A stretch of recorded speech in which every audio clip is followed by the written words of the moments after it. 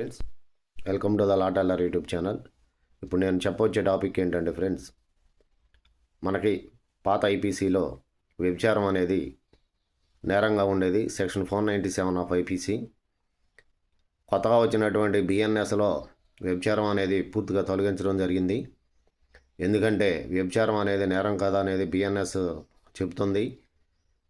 దానికి ధృవీకరిస్తూ దాన్ని బలపరుస్తూ సుప్రీంకోర్టు కూడా చాలా జడ్జిమెంట్లు ఇచ్చింది. సహజీవనం పెళ్ళైనా కానీ సహజీవనం చేయొచ్చని, ఎవరో ఇష్టానికి అనుకూలంగా వాళ్ళు ఉండొచ్చని సుప్రీంకోర్టు కూడా చాలా జడ్జిమెంట్లు అనేది 2-3 సంవత్సరాల క్రితం కూడా ఇచ్చింది.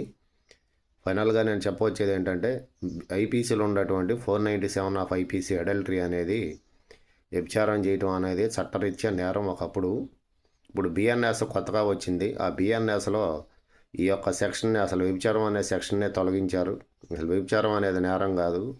వ్యభిచారానికి సంబంధించినటువంటి ఎటువంటి శిక్ష లేదు ఇప్పుడు వచ్చిన బిఎన్ఎస్లో. కాకపోతే ఏంటంటే, భార్యాభర్తలు పెళ్లి చేసుకున్నప్పుడు భార్య కానీ భర్త కానీ వేరే వాళ్ళతో అక్రమ సంబంధాలు నడపొచ్చు. కాకపోతే ఏంటంటే, ఈ అక్రమ సంబంధాలని కూడా తప్పుపట్టే విధంగా కూడా బిఎన్ఎస్లో ఎటువంటి సెక్షన్లు లేవు.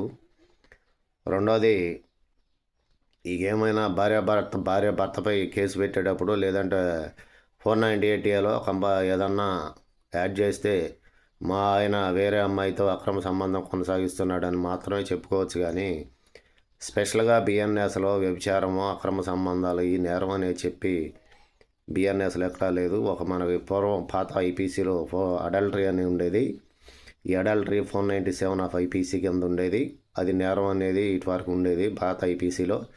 ఇప్పుడు కొత్తగా వచ్చినటువంటి బిఎన్ఎస్లో అసలు అడల్టరీ సెక్షన్ తీసేశారు ఫ్రెండ్స్. సో ఫ్రెండ్స్, గుర్తుపెట్టుకోవాలి, అడల్టరీ అనేది వ్యభిచారం అనేది నేరం అనేది ఒకప్పుడు. బిఎన్ఎస్ వచ్చింది, వ్యభిచారానికి సంబంధించినటువంటి శిక్ష అనేది బిఎన్ఎస్లో ఎక్కడ లేదు. సో ఫ్రెండ్స్, మరో వీడియోతో మళ్ళీ కలుస్తాను. Until then bye friends. Please subscribe my channel.